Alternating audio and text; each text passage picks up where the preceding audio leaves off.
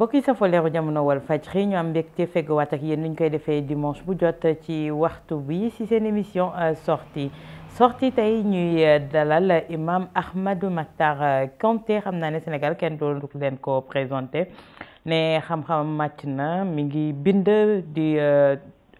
ñaax askan wi ci ponk yu bëri rawatina lu aju nag ci doxalinu askan wi ndax lépp lu aju ci wàllub alam itam xam-xamam màcc na ci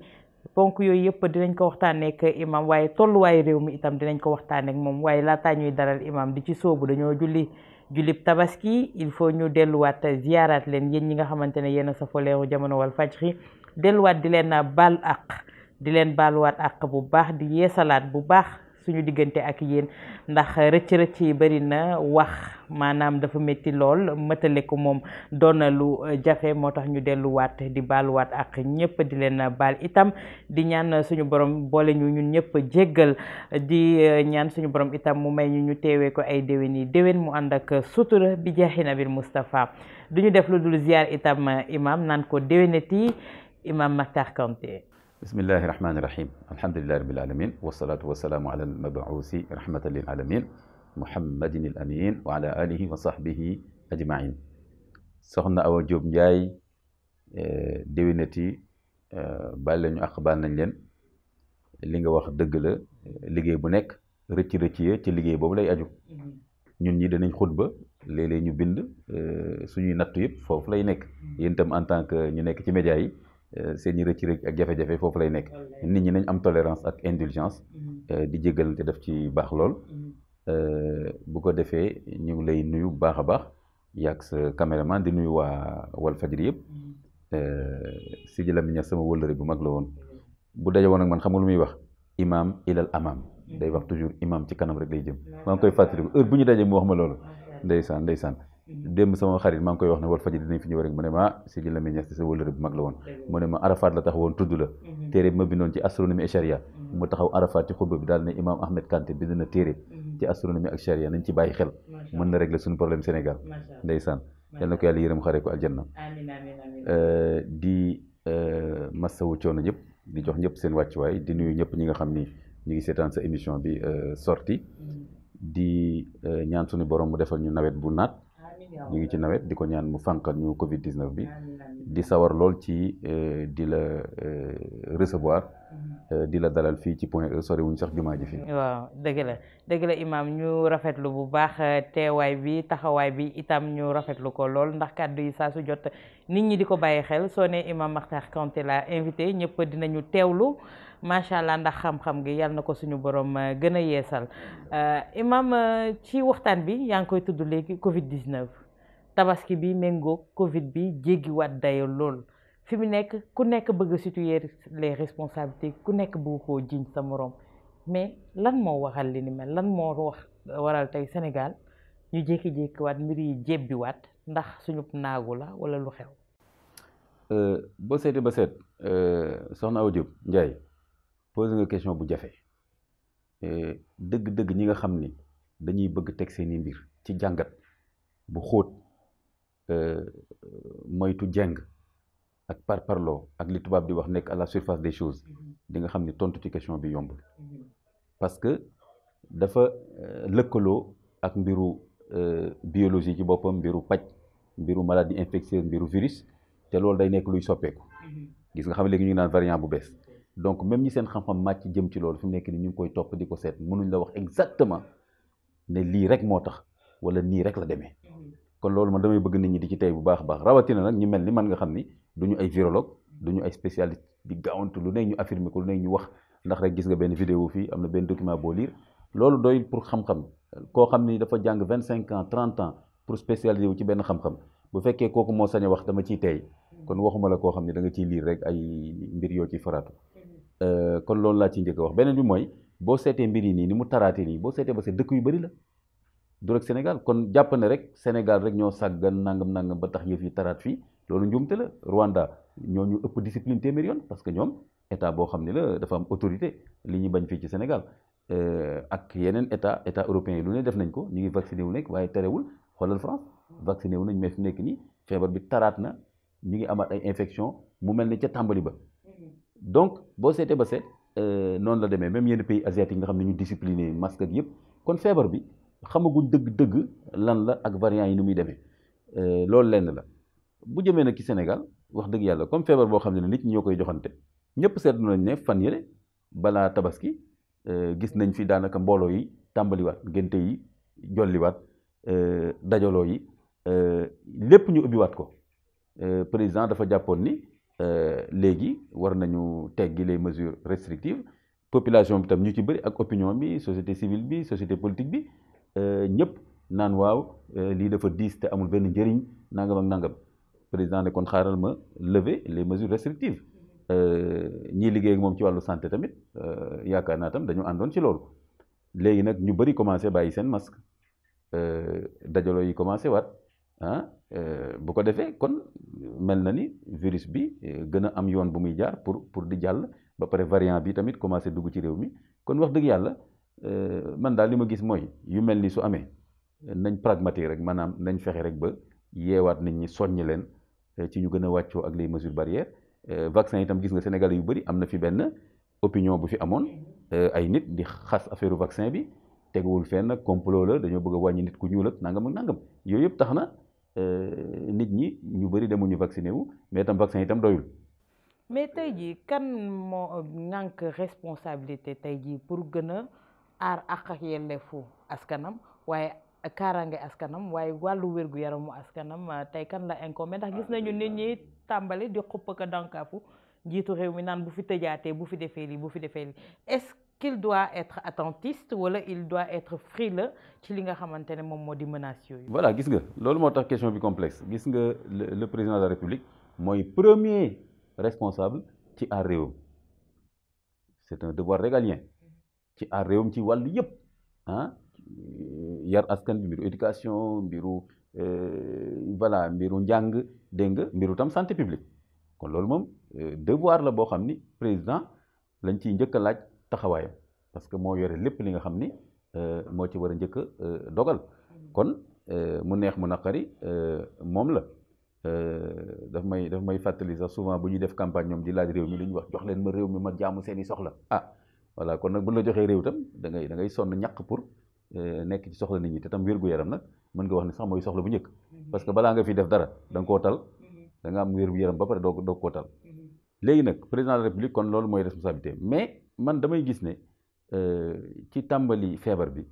doon na jël ay mesures yu baax bi ñu demee ba def couvre-feu beeg def mesures restrictives yi gis nañu affaire yi mi ngi doon tane mais comme ni ma la ko waxee am na ñoo xam ne ñu ngi doon jóg di xeex loolu ba ma ne Sénégal yi lan lañ bëgg parce que bi mu defee couvre-feu ñu ne virus bi du circuler guddi mu def mesure restrictive buñ ko nee nii xiif moo ñuy rey bu mu teggee loolu tam ñu ne bàyyi naag nit ñi virus bi mais Sénégal yi tam lan lañ bëgg boo ci def ñu ne la baaxul donc finalement dama naan kuy jiite réew da ngay nangoo jël ay mesures yoo xam ne da ngay jàpp ne mooy li gën ci askan mën na sam dans 15 ans la nit ñi di reconnaître ne mesure boobu nga jëloon moo baax mais ca tàng-tàng ba comme xeex politique day am ak xëccoo ñi nga xam ne dañoo jàpp ne il faut que ñu wane ni mënoo yor réew mi ñoom tamit il faut que ñu am nañu ni ñu taxawee mais man dama jàpp ne am na yoo xam ne am ci consensus ci réew dafa baax ñu bañ ko politiser trop lu mel ne par exemple santé publique ak yeneen question yoo xam ne wax dëgg yàlla dafa sensible lu mel ne ay énergie réew mi ressources naturelles am na ci yoo xam ni réew dañ ci war a àndandoo daal ne ñun ñëpp ko bokk nañ ko teg ci yoon léegi nag fan yii président def na fi ay sorties économiques am na ñuy wax ne loolu la ma dama ciy màndu parce que comme ni ma la ko waxee li mu laaj ci ay enquête pour nga def ko ba mu wóor la gisaguma ko te nag man nekkuma koo xam ne dañ may bërëg noonu rek di ma yóbbu noonu donc am na ñuy wax ne moo def sortie économique am na ñeneen ñu wax ne non feebar bi Dakar la gën a tare te pourtant. bu fekkee ne tamit imam ay spécialistes dañ ne depuis le 17 mai le directeur de la santé moom moo ko wax ne depuis le 17 mai ñoom xamoon nañu ne virus bu yees bi mi ngi ci biir réew mi te ci période boobu le président de la République itam sillonné le Sénégal également boobu mun nañu joxoñ baaraamu tuuma ne responsabilité yi mun nañ koo situer. Je suis pas sûr parce que mooy li ma la wax rek pour man dafa complexe kii wax loolu kii wax ne depuis le 17 mai man sax dégguma ko woon ne xam nañ ne variant bi mi ngi fi kooku xëy na boo ko laajoon ndax kon tournée économique yi moo ko kii je suis pas sûr que def naan la loolu la et que am na relation directe donc man foofu la dama ciy tey daal mais ala kulli xaal li ma xam mooy que ni président bi mu defee sortie économique yi c'est sûr que mën na yokk feebar bi parce que dem bi ak dikk bi ci région yi ak tamit ñoom politique yi muy président muy keneen bu ñuy dem fenn dañuy jël ay nit ci gox yëpp dugal leen ci ay kaar yóbbu leen foofu donc du waa gox ba rek ñoo leen di teeru kon ñooñu jóge feneen ñëw fa jóge foofu tam dem feneen delluwaat seen dëkk mën na def loolu mais en même temps tamit Dakar temps yu rassemblement yëpp reprendre ah même waa opposition ak waa société civile ñu def fi ay rassemblement yu bëree bëri man am na rassemblement yu bëri bëri yoo xam ne kenn gisuma ca parce que man dama jàppoon ne c'est pas le moment mais am nañu lu ñu wax moom tam mi ngi koy def ak waa benn bokk ñun tam am nañ droit def ko man xam nga nag mooy li ma la wax consensus bu ñëpp nekkoon nañ saboté def parce que moom def na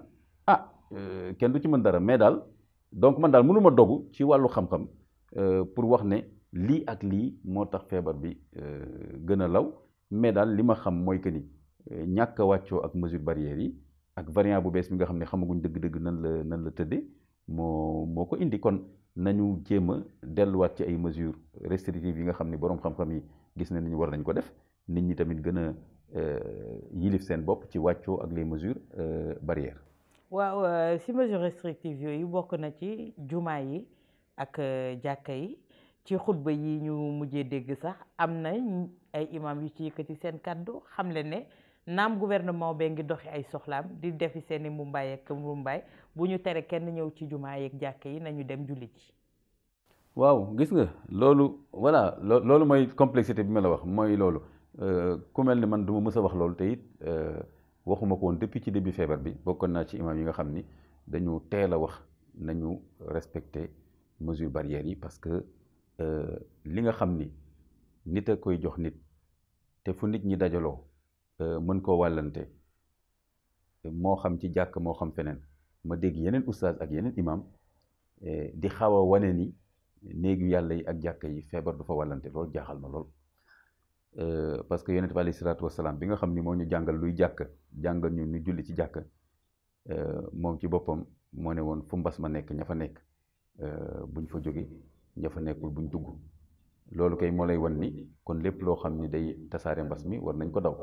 kon ma dégg ñeneen sax naan ay boo jàppoo ci jàkk ji julli virus bi du la laal ak nangam ma gis daal ay xaabaabal am na ci léegi nag lu jëm ci stade yi ubbiwaat na marché yi ubbiwaat na transport yi ba pare ñu bëgg jàkk yi tëj man foofu li ma fay tontu bokk na ci mooy ci li ma xam man ci lislaam fayonte ak kii def na naa def man xaw ma ko ci lislaam mais li ma xam ci lislaam mooy diine bu taaru la diine boo xam ne day fonctionner ci ay jàngale ak ay principe yoo xam ni Macky Sall def lii wala Ablaye Ndiaye def lii wala Fat Ndiaye def lii du tax ñu fekk si ko ci loolu ñun dañu war a rek def li nga xam ni jàpp nañ ne l'islam jàngal nañ ko ci wàllu prévention li ñu tuddee tey ay mesures restrictives tuddee ko ay mesures barrières tur yi la rek mais islam li mu jàngale ci prévention ak fegu ak fagaru ñun dañ ko def man su ko defee foofu lay gën a bàyyi sama loxo léegi nag ñi nga xam ne ñu ngi def leneen war nañ leen gën a wax ñu wàccoo ak les mesures barrières ñaareel ba nit kuy dugg oto pour dem marché am lu mu yóbbu njabootam togg pour ñu mën a lekk wala leneen ak leneen loolu bokkul niveau bi mu toll ak ki nga xam ni dem jàkk nga xam ni islam defal na ci yaatal boo xam ni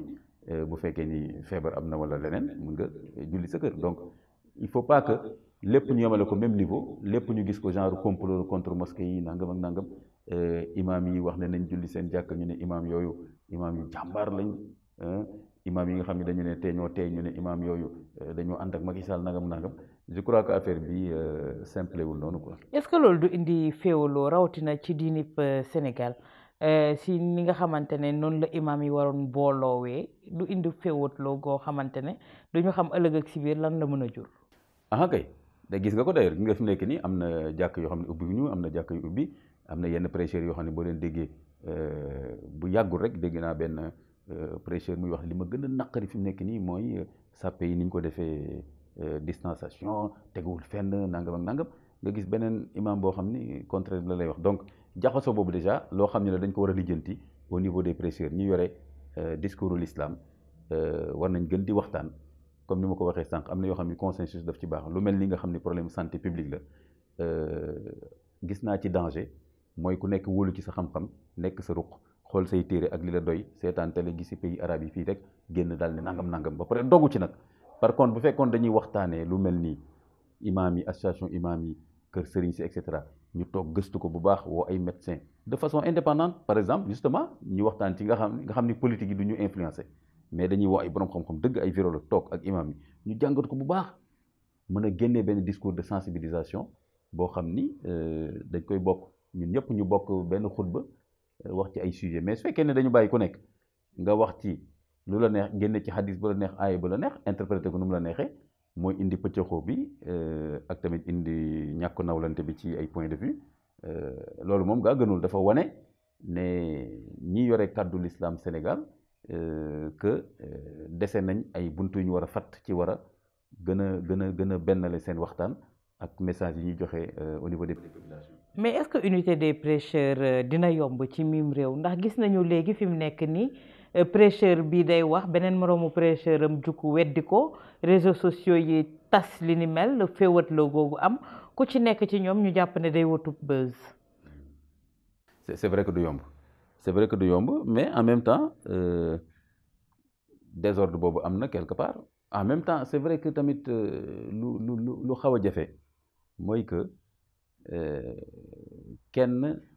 mënul tere kenn mu wax li mu xalaat parce que loolu principe la même bu dul discours religieux donc soo ne woon fii tey nag léegi kenn du fi wax wala kii rek moo war a wax dina indi problème donc te boo xasee ba nangu principe boobu il faut nga nangu tam dérive yi muy àndal mooy que nit génn wax lu ko neex et cetera muy ci diine muy ci sport. mais le sérieux et le respect qui doit entourer le discours religieux également loolu moo koy wuteleeg ñeneen. waaw mais il faut pas exagérer ça ñi yore discours religieux bu leen jàppee plus que ay nit de ay doomu aadama lañ yoo xam ni ku ci nekk dafa am fooy waxee ak sa gëstu fu mu yem ak tamit ni ngay jàngatee jamono nu muy doxee donc yooyu tamit moo mën a tax tey rek du rek Sénégal tey jii boo jëlee le discours religieux dans le monde entier comme ñun niñ koy suivre nii même bu dul diine l'islam nga jël ci yeneen diine yëpp léeg-léeg nga déggal ci ay jàppante yu metti léeg-léeg nga dégg ci benn question duñ ci am même position donc même ci pays musulman yi gis nga Covid bi mu ñëwee am na ci ay ulama yu mag yoo xam ne liñ ci wax bokkul ak seen yeneen mbokk ulama lu ñu wax et cetera donc buñ jël tamit religieux yi comme ñoo xam ni tamit foog ñu wax toujours la même chose bañ a am benn wuute mais pour man li am solo mooy daal wax dëgg yàlla yenn question yi nga xam ni comme ni ma ko waxee comme question santé publique ak yenn question yoo xam ni dafa sensible di engager population yi loolu moom jar na tey ak waxtaane comme ni ma ko waxee woon nga xam ni religieux yëpp dañuy daje dans le cadre ay waxtaan ay séminaire et cetera li mu laaj ci xam-xam ñi fa féete ñu woo leen waxtaan ak ñoom génnee ay atte yoo xam ni jumaa yi dinañ ko mën a xutba par exemple suñu amee benn approche sur Covid et cetera ñu bind ko envoyé ko imam yëpp ku ci nekk ak sa style ak sa tempérament ak ni ngay waxee mais au moins di nga am benn support boo xam ni dina la permettre nga wax lu jaadu ak loo xam ni du gàcceel l'islam ak jàngale l'islam. imam gis nañu ne fi mu nekk nii njàng meek njàngale mi ci réewub Sénégal sooxe na lool ba gis nañu mu feeñ ci ñi nga xamante ne ñoom ñoo di ndongo yi. exemple bi ci mujj mooy ndongo yoo xam te ne tëj nañ di xotti seen i kay ñii di tëb si seen i tenue yu ni mel ñëpp jàpp ne école bi moo lajj waaye kilifa yi nguur itam ñoom ñoo lajj waaye lajjte gi itam ci comme ndorteel ga rek fan la ñu mën a situer les responsabilités ci ndaw ñi. lu doy waar la ba ma mayee ci li nga wax sànq encore rek ci affaire discours religieux bi am na ci benn tomb boo xam ni moom ni ma la ko waxee wutee xalaat beeg yu mel noonu ku nekk sa gëstu fi mu yem ak yu mel noonu loolu islam nangu la par contre nag bu fekkee da ngay wax. te sa jubluwaay rek mooy buzz ñu koy waxee wuta siiw ak wuta dal ci kaw nit loolu moom sa diggante ak yàlla la te yàlla dina la ko laaj yowoon xiyama kooku moom amul lu ma ciy jàngal ñi yore discours religieux xam nañ aaye lu ñu ci wax nga xaddis yi kon loolu parenthèse la rek moo bañoon fàtte ci wàll boobu loolu moom ragal yàlla moo koy réglé li nga wax nag léegi ci éducation bi lu doy waar la man maa ngi fàttaliku ñun bi ñu nekkee xale boo doon football sax gis sa maître muy ñëw sax nga daw làqu parce que da ngay bañ suba boo ñëwee classe mu ne la aha lii moo tax mënoo am note yu baax da ngay football rek et cetera donc lii ñu gis nag loolu nga décrire sànq tey jii jikko bu rafet responsabilité parents yi responsabilité partagée la xam nga yu mel nii dafay yomb trop ngeen ne nguur gi moo lajj et cetera ak compliqué mais problème éducation du problème nguur dafa am partie bu mu ciy joué mais déjà ça commence déjà au niveau de la famille mooy que déjà tey parents yu bëri tey lu ñu lay wax man taluma xale yi damay wuti luñ lekk seen yaay tamit nangam ak nangam donc c'est déjà au niveau de la famille parce que xale boobu nekk ci école ba dafa am fu mu jógewul asamaan ñëw ci école bi am na kër gu mu yeewoo dem ci école bi te bu jógee ci école bi am na kër gu muy delluwaat fanaanul ci école ba kon nag léegi parents yooyu yan valeur lañ ko jox luñ koy bàyyi muy seetaan ci kër ga lan lañ koy dégg muy wax te duñ ko jubbanti ah insteurs yi seen bopp enseignants yi seen bopp tey ji am na si ñoo xam ne boo gisee seen comportement sa xel dina tey ci ne est-ce que kii la valeur d'exemplarité maanaam mu nekk koo xam ne xale yi mën nañu roy ci moom comportement bu rafet mën na am problème xale yooyu bu ñu seetaanee assemblée nationale bi passé nga gis kii naan génnal ma jor la jaasi kii naan dama lay nangam ah ma gis benn député quand j'ai bastonné xaw ma la nag lan waaw di ko damoo dama ko futti kii ne maa ko njëkk a këdd bon xale yi seetaan lu mel noonu pour man day yomb trop ñu ne yooyu yëpp nguur gi la président ma non mais c'est une responsabilité partagée ça traverse tous les niveaux. mais est-ce que du chaîne bi également est-ce que tàmbaliwul ci bu fekkee ne parents yi amoon nañu un travail décent am salaire bu mëtalee daw beek yi ni mel uti lekk bi indi ci kër gi dina tax ñu consacré wu ci xale beek yi ni mel am yenn cadre de vie yoo xamante ne amatuñ ko léegi est-ce que du loolu moom moo découlé ba fii. waaw loolu am na ci mais banalisation violence bi pour man daal mooy problème te banalisation violence mi ngi commencé par je me dis quelque part par l'image ak les propos mooy tey xale yi tey lu ñu xool rek dañ fay gis violence ba pare tam lu ñu déglu kàddu violence lay doon xoolal léegi violence bi ni ñu ko banaliser xoolal léegi ay magum jëm ngay kii tëkkonte rek naa la nangam fekk ma fii man nangam la yooyu rek ngay gis comme ni ma la waxee ba ci assemblée nationale ba ay ministre ba nangam yéen saa yi sax président ci boppam am na mu tëkku fi nit ñi xaw ma lan donc violence boobu da nga koy gis même ñun oustaz itam da nga koy gis benn oustaz génn waay mais tëkku beneen oustaz ba da ngay tiit donc loolu benn ambiance de banalisation de la violence xale yi duñ ci mucc te xale yi bu ñu xoolee yëpp noonu dañ naan ma mais kon kay dëkk bi nii lay doxee ñun tam nañu wane suñu bopp léegi kon problème exemplarité boobu crise exemplarité am na li nga wax nag ci parents yi gaa dëgg la mais benn partie la rek gis nga wax dëgg yàlla man maa ngi fàttaliku ñun bu ñu gën a nekk tout tànk yëpp nii ñëpp yamuñu woon koom-koom ak wërsëg am na kër yoo xam ne dañoo naatoon teel a am télévision ak kii am yeneen kër mais terewul de façon générale parents yi doon nañ yar seeni doom donc affaire rek awma cadre bu décent c'est une partie par exemple promiscuité par exemple bu fekkee ni kër gu xat xale yi bëri nii te parents yi dootuñu waxtaan ak ñoom am na xale yoo xam ne sax seen kër ko mais dañuy fanaan bu ñu yeewoo lañu ñëw ndekki ci kër ga dem seen yoon et cetera kooku je suis d'accord kooku yëpp c'est vrai que dafay jouer bu baax a baax mais en même temps tamit éducation xam nga ban philosophe français moo ko doon wax encore c'est des choses c'est des petites choses de tous les jours mais éducation tamit ay yu sew sewaan la yoo xam ni soxlawul tout le temps que nga mën a toog ci kër gi nangam mais am na ay wax yooyu wax ak jëf yooyu jëf lu mu metti xale yi dinañ identifier wu ci loolu parce que dañ gis ne seen parents ils tiennent à ces valeurs là te loolu parents yu bëri léegi tamit dañ ci démissionner au prétexte que damay wuti mais même boo wutee di nga ñëw fanaan sa kër ndaw si tamit foo mën a dem tamit di nga ñëw xale bi dina am au moins benn moment bu ngeen nekk ci kër gi nga au moins am na communication boo war a am ak moom ak di seetlu ay comportement am mais Sénégal léegi dama koy wax keroog sama benn xarit ma ne ko da ngay gis bu xale bi nekkee xale bu defee loo xam ni jaaduwul ñu ne xale la bàyyi ko bu demee ba commencé nekk adolescent def yu jaaduwul ñu ne léegi mënatuñ ko dara dafa dërkiis ma ne kon kañ la ñuy yar xale bi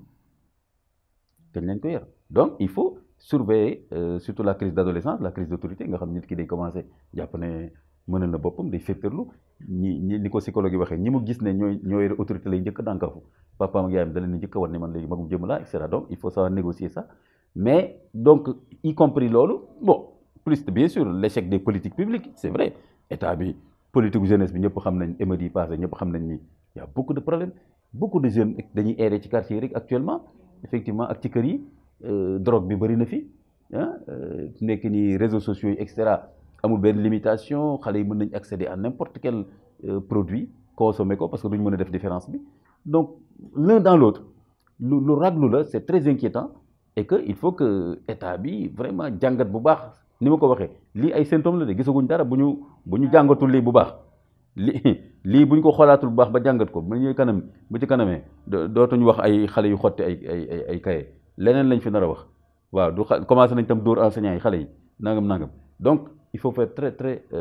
attention et suivre ça de près et impliquer toutes les parties prenantes de la nation les parents les prêcheurs nu mu tuddati les instituteurs dégg nga ak. mais est-ce que tey du si secteur ñi war a yar yëpp ñoom ñoo démissionné imam secteur yi war a yar yëpp ñoom ñoo démissionné tey jii yaa ngi wax les prêcheurs yaa ngi wax les imams ak yooyu waaye liñ ci gis lu ci ëpp léegi ñoom ñoo gën a bëgg buzz ñëpp ñoom ñoo fees ci réseaux sociaux yi di wane seen bopp ak li ni mel te ñooñu ñoom ñoo war a donner le bon exemple tey jii. donc man je trouve que crise des valeurs bi ñuy wax en tout cas am na ci lenn loo xam ni mën nañ ci teg loxo mooy crise d'exemplarité maanaam ay mag ñoo xam ni dañuy wax di dox di defee nu rafet noo xam ni xale yi mën nañ koo xool jël ci misaal comme ni nga ko waxee léegi les prêcheurs les politiques les députés les certains journalistes les avocats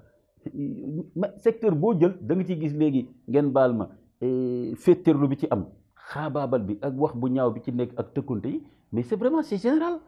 donc voilà mais il faut vraiment je sais pas est-ce que dañu koy tuddee assise nationale yu ñuy kiyaat mais en tout cas je me dis au moins ne serait-ce que les enfants dañ leen war a épargner c'est-à-dire que au moins les adultes ñun mag ñi au moins nañ fexe ba même ñun suñuy ñaawteef sax nañ fexe ba musal ci xale yi maanaam ne serait-ce que ñu renforcer l'éducation civique au niveau fépp fu ñuy yaree xale institution yëpp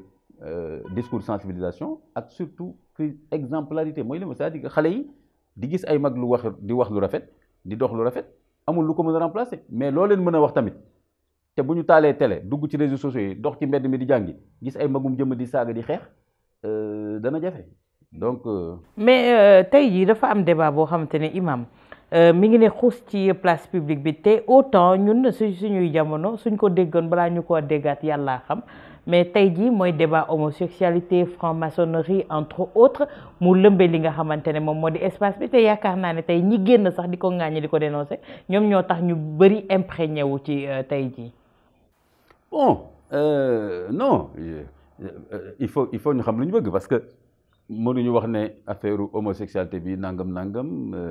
wala affaire franc-maçonnerie et cetera donte woon sax ñaar yooyu du ma leen teg au même niveau que buñ leen dénoncer mooy tax nit ñi imprégné parce que loolu dafa am nekk réalité ci biir société bi di dox nekk ay agenda aussi bien franc-maçon dañu am seen agenda pour changer les sociétés selon ñoom valeurs yi ñu gëm et cetera homosexualité itam agenda la du rek pratique sexuelle mais en même temps tamit voilà ay doxalin la et cetera ay symbole mu ngoog ay industrie et cetera donc mais yooyu ñi nga xam ne dañoo bëgg a préserver seeni valeurs ak seen société dañ koy teel a jàngat doo ko bàyyi ba mu dem ba ëpp la doole ba ne këtt na jon ci société bi ngay doog a tëb nag naan da nga koy dénoncer donc boo gisee déjà ay signaux yu ñuy envoyé comme agenda LGBT bi et cetera franc-maçonnerie bi ça fait des années que prêcheurs yi di ci wax ne attention à ça et cetera agenda LGBT bi temps yi la gën a am doole bu njëkk ba ñun dañ doon gis ay nit yeeg ñu leen di wax ne góor jigéen parce que dañu xaw a efféminé et cetera ñu nekk ci xew yeeg mel noonu quoi. mais peut-être yàgg na am mais il y avait pas l'avènement des réseaux sociaux des médias entre autres pour fësal ko mais tey jii peut-être avènement bi moom moo ko indi mais am na ñoo xamante ne par exemple xamuñu woon yenn signes yi xamuñu woon yenn symboles yi mais les gens qui en parlent ñoom ñoo tax tey ñu imprégné wu ci ba xam ko. waaw mais buñ ci waxul woon tam dinañ ko xam donc da ngay wax lii la dénoncer ko. On est dans une société du savoir, village planétaire, etc. C'est-à-dire que ni, par exemple, couleurs yooyu ñuy véhiculer par exemple ci LGBT franc-maçonnerie tamit seen i symbole yi ñu am et cetera bu yàggul à Dakar am na lël bu ñu fi doon woote commencé joxe ay adresse et cetera des milliers de jeunes maa ngi fàttaliku ñu ngi doon inscrire pour dem ci réunion ba nga xam ni foofu la ñuy recruter et cetera mais yooyu soo ko xamee ñi ko xam dossier bi ba pare bañ a avertir les populations sénégalaises rawatina les musulmans c'est très grave c'est un devoir moral. tey jii même boo demee Europe am na yoo xam ne courant de pensée yoo xam ne bu commencé dox rek dañ koy jàngat daal ne lii il faut faire attention donc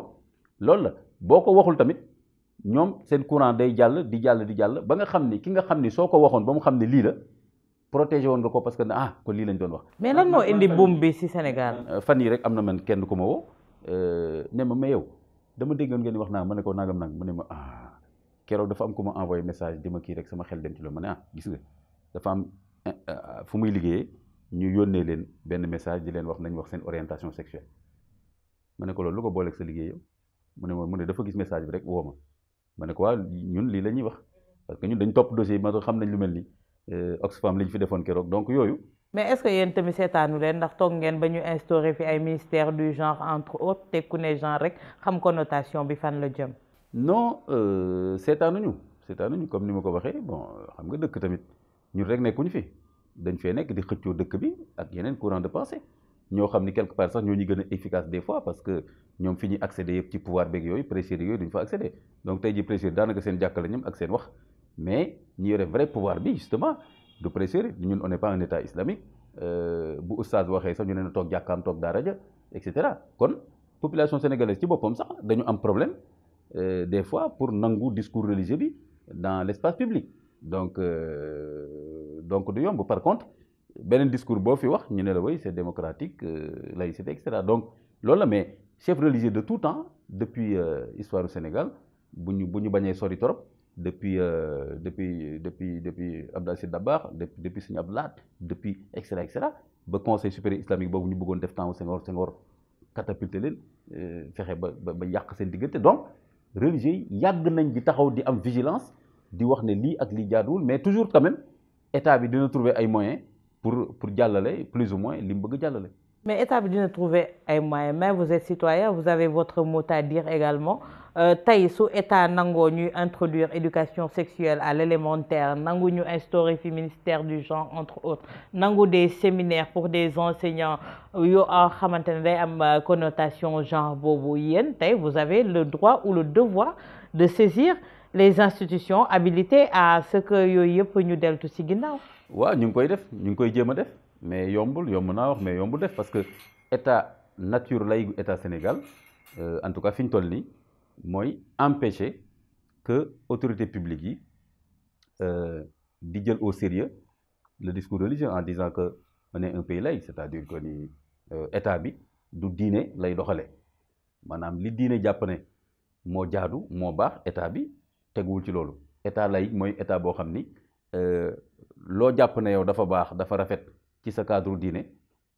état dina la protéger ba kenn du la jaay doole forcé la nga def leneen mais état moom du jël forcément loolu ne da koy doxal ci réew mi kon justement ñu nekk état islamique tey Sénégal la gi nii tey justement dama ci réseaux sociaux yi nga xool rek man léeg-léeg rek nga cuq tuuti daal ne waaw naa nga war nga di non sommes un pays démocratique fii c'est pas l'Iran c'est pas ay sénégalais musulmans yu ñëw julli sa ginnaaw si jàkk ji fi ñoo koy wax donc loolu ça va prendre du temps comme ni ma ko waxee conseil supérieur islamique boobu mais ñi fi ŋànkoon l'islam ci jamono jooju yëpp ñu ngi ci woon Baye Niass mi ngi ci woon Gaynde Fatma ak Serigne Abdou Aziz suma jumul xaw ma 5 ñu ngi ci woon terewul ñoom ëpp kàddu man téeméer terewul gis nga li xewoon ba réew mi fi mu toll nii léeg-léeg nga gis benn religieux même bu dugg ci champ politique bi xoolal am partem parce que am na parti yoo xam ne mën nga wax ni presque des partis politico-religieux am un discours religieux bu mu àndal mais bu ñu demee élection ñaata ngay gis 0,0 ñaata ngay gis pour cent peut-être que ñoom tam am nañ ci responsabilité seen discours xëy na war nañ ko seetaan mais en même temps sénégalais bi ci boppam dafa ragal nga wax diine ci wàllu politique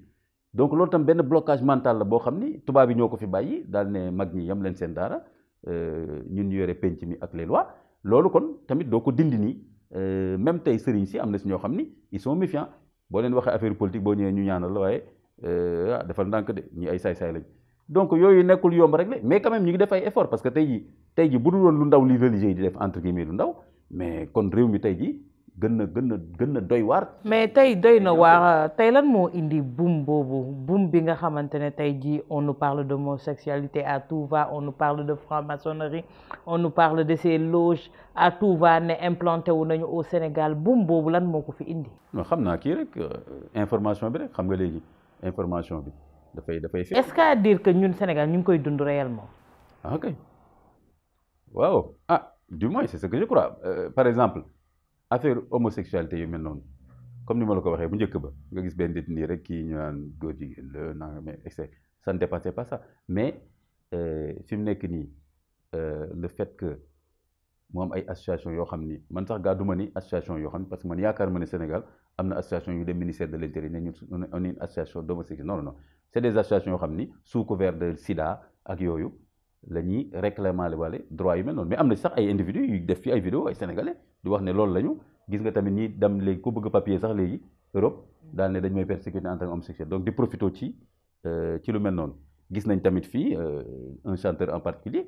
muy véhiculer ay messages yu mel noonu seen couleur seen i symbole et cetera donc loolu amul woon Sénégal avant comme ni ma ko li amoon temps yi ma ngir benn waay nga gis ci benn ngénte mu toog wala yu mel noonu ñu naan góor jigéen et cetera mais gis nga tamit même ci société civile ay nit yu wax ne loolu droit humain la et que nañ bàyyi nit ñi librement et cetera donc ba pare mu nekk un agenda mondial tey ji ONU tey ji institution internationale li nga wax léegi le fait que UNESCO bëgg a dugal l'éducation sexuelle complète entre guillemets lan la ñuy compléter ma xaw ma lan la ça veut dire que c'est un agenda international donc du ay affaire yu sew donc mi ngi fi ñu ngi koy doxal au niveau des enfants fi mu nekk nii xam nga temps yi kan moom mu ne dina ma yónnee lien bi mu ne même bande dessinée yi sax daanaka mënatoo sàttaan bande dessinée lu dul da nga gis ñaari góor yuy fóonante ngeen baal ma wax bi wala kii pour véhiculer message boobu donc mais vraiment lu takarnaase la loo xam ni ñi ngi jaar man temps yële am na poste ma ci defoon daal ne voilà surtout ils vont passer par le sport xoola coupe yi passé xaw ma pas Jeux olympiques yi sax coupe d'Europe bi xaw ma. coupe d'Europe ak Copa yi. gis nga ko nu mu tuddati par la musique par voilà par les institutions d'éducation par les bailleurs de fonds gis nga temps yële Biden bu mu ñëwee moom équipe ba moom ñu nekk ci loolu dañoo bëri wax ne bon on va quand même corser un peu c'est-à-dire que les pays qui vont pas lâcher un peu sur ça on va leur faire un chantage en termes d'aide donc loolu du lu woyof les religieux seuls ne peuvent pas faire face à ça mais li ñu am si mooy seen discours ak sensibiliser nit ñi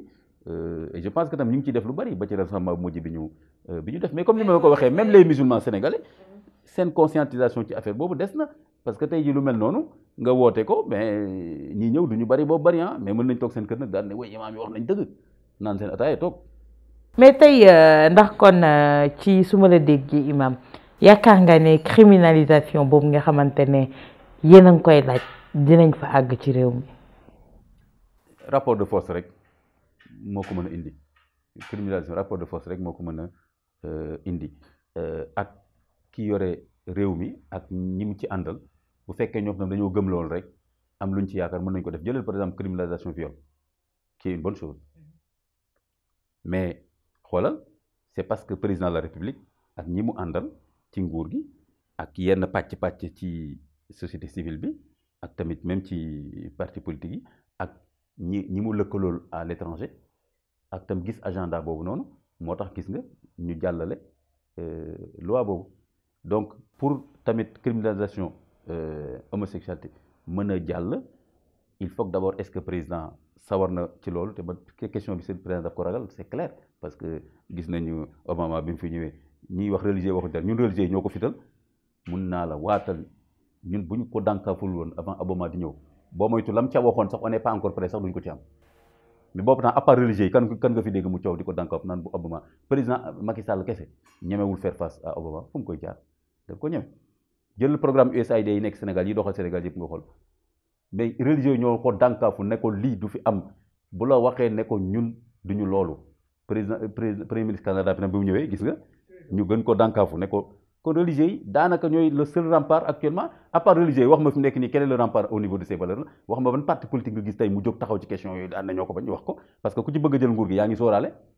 après tes relations internationales société civile bi à part parti religieux association religieuse wax ma ci ñan ñoo ci taxaw vrai xeex ci question boobu waxuma la jëlal artistes yi jëlal kii jëlal intellectuels yi et cetera kon religieux yi bu ñu leen xeebal lu ñuy def de daanaka c'est les seuls à faire face actuellement à ces courants-là mais nag criminalisation bi rapport de force la bi ñun bu ñu demoon ba sensibiliser suffisamment population yi ak député yi ba président pas forcément sax dafa gëm ni daf ko war a def mais mu gis ne opinion bi demee na noo xam ni su deful loolu mën na ci am problème politique bu grave en ce moment mu koy def même fekkee ni sax gëmu ko donc yooyu yëpp day joué loolu nag kañ lay am mënuma ko xam. mënoo ko xam ñu ñëw ci beneen ponk imam tey li nga xamante ne itam am na ci réew mi mooy ci wàllu loi yooyu ngay wax wote nañ fi loi bu aju ci wàllu terrorisme gis nañu ne fële ca Cour suprême daganal nañ ko kon promulgation bi moom moo des ci li nga xamante ne moom moo di njiitu réew mi. ndax loi boobu jàpp nga ne dox na waxtoom ndax ñu bëri li ñuy jàppee terrorisme ndax moom moo am fii ci réewum Sénégal ba ñu gaawoon ko ni ñu mel te loi contre l'homosexualité waroon gën a gaaw loolu. voilà gis nga waaw loolu mu ngi noonu c'est ñi yore nguur ñoom voilà dañu am seen intérêt yoo xam ni moom la ñuy jiital loolu moo tax gis nga affaire nguur ak ki ngay voteel ki ngay jàppale ba mu jot nguur responsabilité bu rëy la boo xam ni bu ko Sénégalais yi xamoon parce que Sénégalais yu bëri yaakaar nañu ni kii laay jàppale rek pour mu nekk président te kii laay jàppale pour mu nekk président wala xool itam gis nga député yi seen comportement nga xam ni kon tànn député yi nga xam ne moo yore kàddu askan bi responsabilité bi ci nekk mais bu fekkee ni le Sénégalais lambda li mu jàpp mooy kii su ma ko jàppale ba mu nekk président sama xaritu nijaay la après dina jox sama doom bourse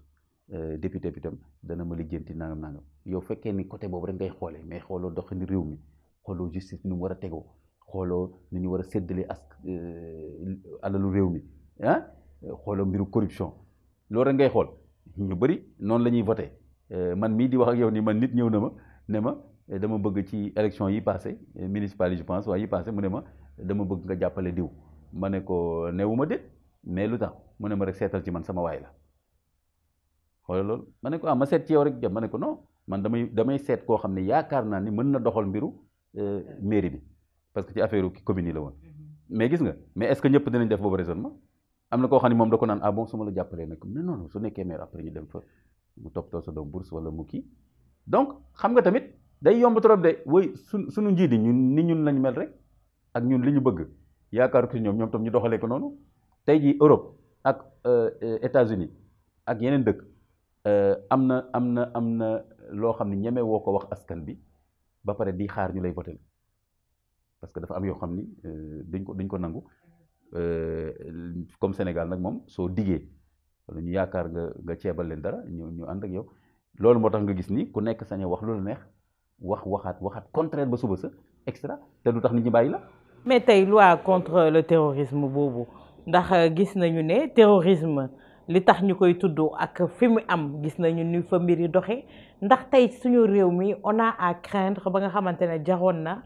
ñu baral mbir yi ba yóbbu ko wote ko assemblée nationale ci ab diir gu gàtt. man de du sama sentiment que ni jaroon na boobu bar surtout que loi boobu mën nga xam ni j'avais suivi de très près parce que loi boobu ñu yëkkoon voté ci terrorisme boobu temps fekk na fii tàng jër ba ñuy wax am na ay Sénégalais yu dem ce qui est vrai. Sénégalais yu dem Libye ñu dem Boko Haram et cetera ba ñu voté loi boobu mooy 2016 j'avais suivi de près parce que temps yooyu daanaka imam yi ñun y avait une pression forte sur les imams. ñu commencé naan woy nañ surveiller mosquée yi nangam ak nangam ba ñu jàppee imam Ndaw et cetera donc j'avais suivi de près et j'avais considéré que loi boobu niñ ko voté dañ ko taraloon trop ba nga xam ne mën nañ jàpp n'importe quelle personne et imam en particulier ci terrorisme wala apologie au terrorisme. Voilà après ñu voté ko quand même presque à l'unanimité je crois donc bii paa tamit gisuma fi effectivement dara lu bees même buñ ko jéem a layalee émeutes yi noonu lu tax ñu baral ko doonte woon émeutes yi waroon nañ ko jàngat bu baax ba seet lan la ba seet tamit nan lañ koy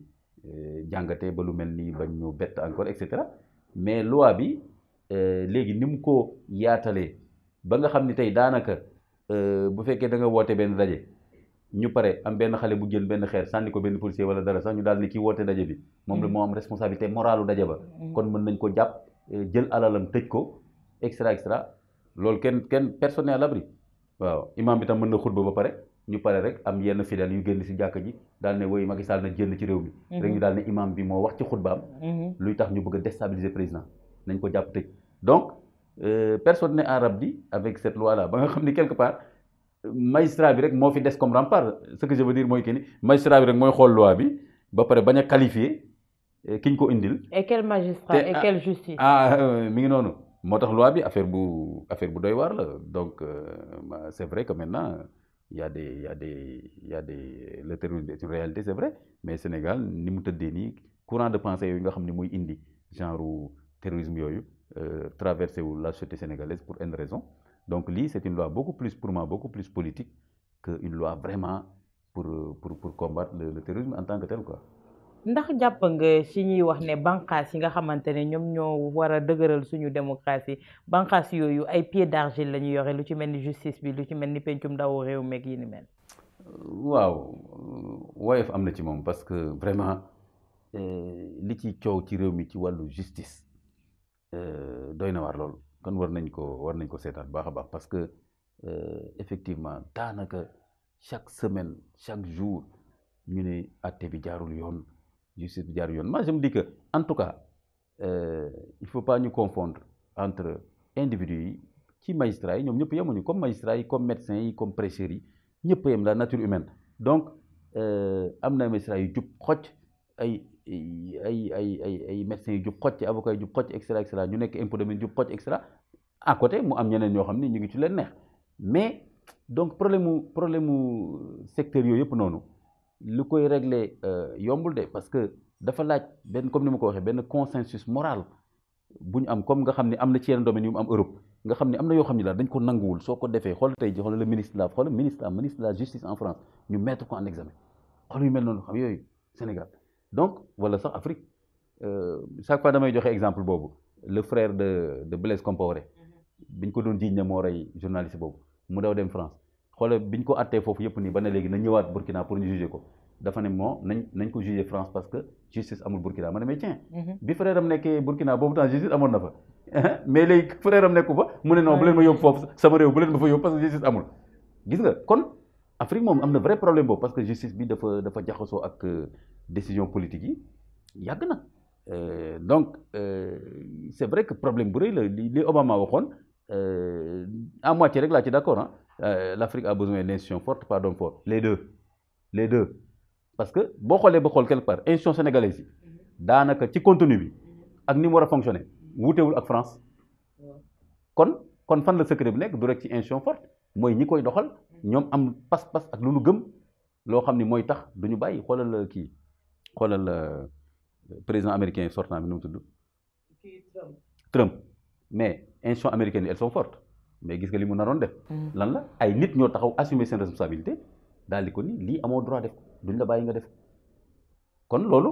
ça fait les deux moo am par exemple tey jii benn le chef de la cour constitutionnelle xaw ma wala de cour suprême et cetera wala xaw ma du barreau xaw ma lan taxaw daal ne lii jaaduwul donc loolu moo ñu manqué yu mel noonu mais boo demee lépp lu nekk ci kayit ya lu mu war a appliquer ma nga fa par exemple beneen ma jeexal foofu beneen seen xaw ma ban procureur bi biñ ko joxee benn dossier boo xam ni daf ci naroon tëj benn opposant kii xoolal nu mu préféré mu daw loolu sax moo tax ne man je me dis moo tax ne waaye am na yoo xam ne daw sax moo daw ba mu daw ne lii su ma ko defee damay tëj lu jàmbur te du yoon. mais li nga wax ci suñu sart yi doxal suñu réew mi li ci bëri ñu ngi ko méngaleeg bu France ndax tey jotul ñu am suñu yoonu bopp ngir mën a accéder ci li nga xamante ne moom moo di une démocratie forte une souveraineté forte. waaw refondation de laaj c'est-à-dire que ni. loolu yëpp ñu jëlee ci France am na benn moment boo xam ni noonu la demee woon parce que rapport de force bi moo ko indi woon tubaab bi coloniser ñu loolu du rek Sénégal waru cee am gàcce ñu coloniser àdduna bi yëpp dañoo coloniser te du rek sax tubaab yi dañoo coloniser te gis nga Hitler bu ko gars yi gerul woon tey France allemand la ñuy làkk Paris feneen ak feneen donc loolu moom rapport de force la rek amul gàcce buñ ci war a am nit ku ñuul dañ ko jaay doole nangam man bëgguma victimisation yi nit ñuul dañoo jaayante doole seen biir boo jëlee tey l'empire di nangam donc loolu affaire nit la mais li am solo mooy nag boo demee ba ne léegi je suis indépendant nga assumer ko réellement quoi pas seulement sur les papiers ak ay fête indépendance mooy justement nga ràccal sa bopp tëralal sa bopp say doxalin say loi peuple bi bu adhéré ci loolu consensus boobu ma lay wax ni moo ñu manqué ci lay mën a am xam nga tey ji comme ni ma la ko waxee tey ji am na yu bëri yoo xam ne tey boo demee sëriñ si ñu ne loolan la nga dem ci yenn population ñu ne loolan la ñenn ñoo ko xam quelques intellectuels et cetera moom la benn femme philosophe là c'était parmi nos grands intellectuels là gaañu na depuis quelques années damay fàtte turam tout le temps moo bindoon benn papier tellement intéressant mi ngi ko tuddee woon la démocratie des lettrés mu ne démocratie bi ñuy cëw yëpp nii ñun kese la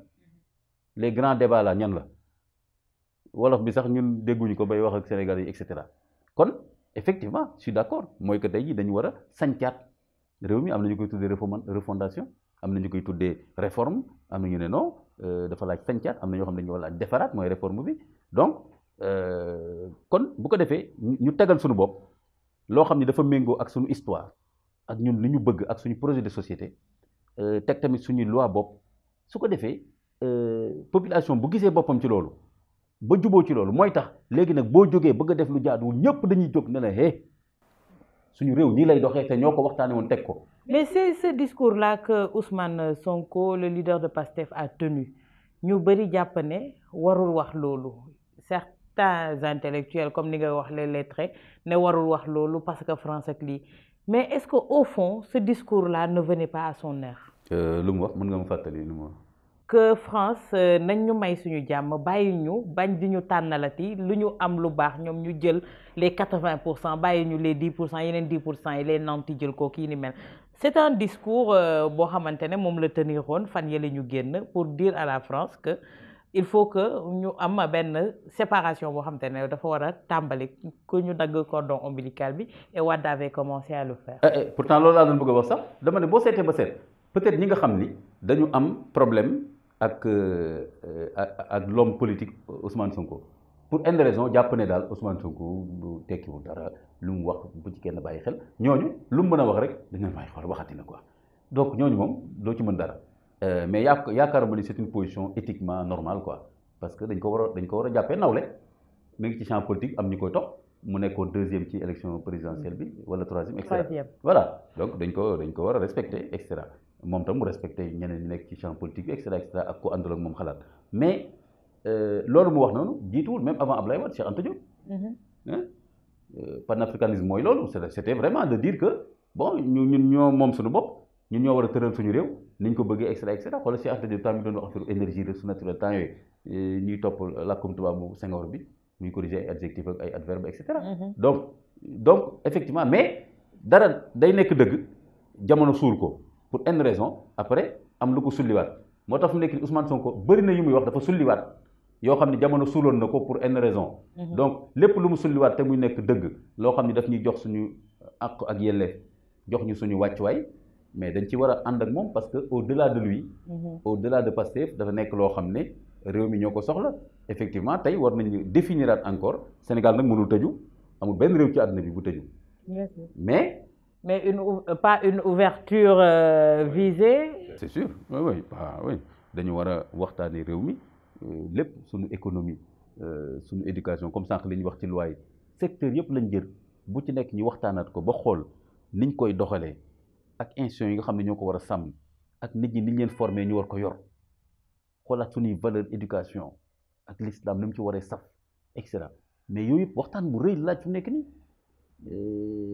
nan lañ koy jaaree kañ lay am ak fan lay jaaree loolu yàlla rek xam mais il est clair que damay ànd ak Ousmane Sonko 100% ci bu waxee ni war nañu gën a moom suñu bopp gën a doxalee suñu réew loo xam ne ñun ñoo koy tànn suñu alal bi ñu yàlla baaxee ñu saytu ko séddale ko sénégalais gis ci seen bopp loolu ko ci d'accord bon je sais pas kon yow ban xalaat nga am ci sa réew quoi. ci alal boobu sax ci wàllu fer beeg zircon bi pétrole beeg gaz bi ak yi ni mel fer bi jàpp nañu ne dëkk bu am loolu waa France la ñuy xaw a yëngal bànqaas yi di tudd wàllu terrorisme pour mën a àkki moo yi ni mel loolu moom moo indi sax loi boobu ñu bëri di artu ne nañ ci def ndànk. En tout cas bon man nag je préfère être humble je ne comprends pas tout. Je ne prétends pas tout comprendre, tout savoir, etc. Mais ce qui est sûr, c'est que dëkk yu bëri yu am ay guerre yu mel noonu c'est autour des ressources naturelles donc ba ñuy ñëw yëngal foofu dugal Libye maa ngi fàttaliku temps wu Sarkozy son ministre de l'intérieur damay fàttali mu tudd encore bi Kadhafi daanoo ñu faat ko bi mu ñëwee Libye maa ngi seetaan télé nii di ko dégg mu naan Libyen yi j'espère que duñ fàtte li ñu leen defal pour jëlee fi kii Kadhafi ma ne tiens kon y a un prix à payer y a un remboursement qui est attendu donc effectivement donc moo tax la malédiction boobu ñuy wax noonu waaw mais gëmuma ni loolu c'est une fatalité dans le sens où jàpp ma ni fu loolu am rek foog guerre am fa extra am na réew yoo xam ne am nañ ko te loolu amu fa mais li mu laaj mooy askan bi waxtaane ko xam ne alalam la ba pare ñàkk ko ci façon boo xam ni kuy ñëw ñun ñoo lay wax ni lii lañ lay sédd yow it lii nga fi def et cetera loolu moom c'est une question ouverte quoi. xam naa laaj bu mujj bi rek imam moom moo di imam Kanté tey jii lan moo ko tax mu fësal boppam ndax mënoon nañoo jàpp ne imam bi war naa yem ca jàkka ja xutba su paree dem doxiwaat ay yitteem mais tey jii lan moo sabab mu gën a fës ba nangoo comme ni ñu ko defalee ni tey seq waxtaan ngir doxalinu Sénégal ak réew pour Sénégal. lu tax loolu parce que lu tax nit fës man yaakaar naa toujours am na benn mystère boo xam ne yàlla rek moo ko xam parce que man comme ma waxoon depuis bi ma nekkee tout tànk di jàng ak nangam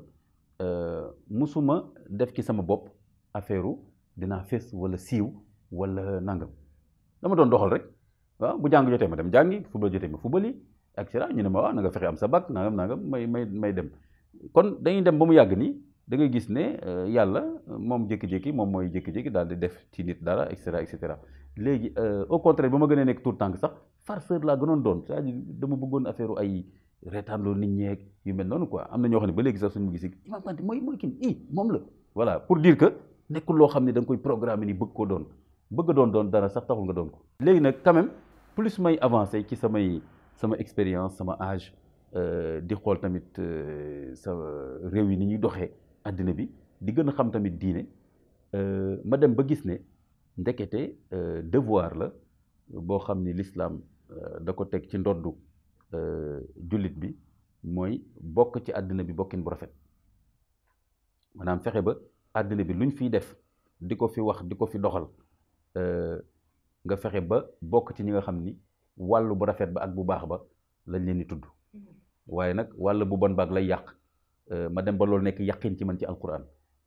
yàlla wàccee ay téere ak ay yonent pour jubbanti doomu aadama yi tey teg justice yonent yi bu fekkoon seen intérêt bopp dong la ñuy wax kenn du leen sonal dama koy wax souvent sama yenn xarit ma ne leen yonent bu am problème ci penc ma la ko amee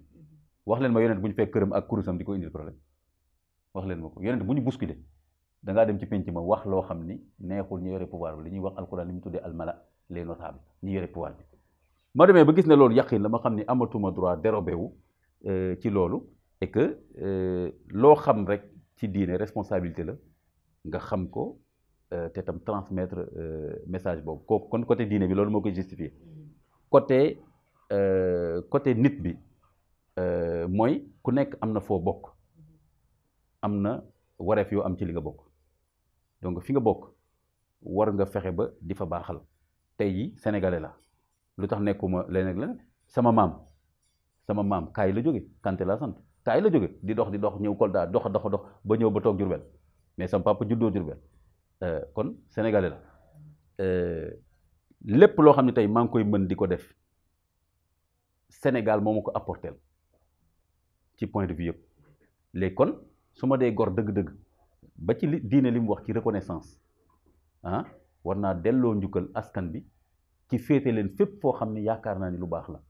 mën naa juum nag mën naa jékki-jékki yaakaar ne ni lu baax la ñu expliquer ma ne mën attention suñu defee li lu baax ci réew mi ma dellu ginnaaw mais lépp lu ma yaakaar ne lu baax la ci réew mi ci askan bi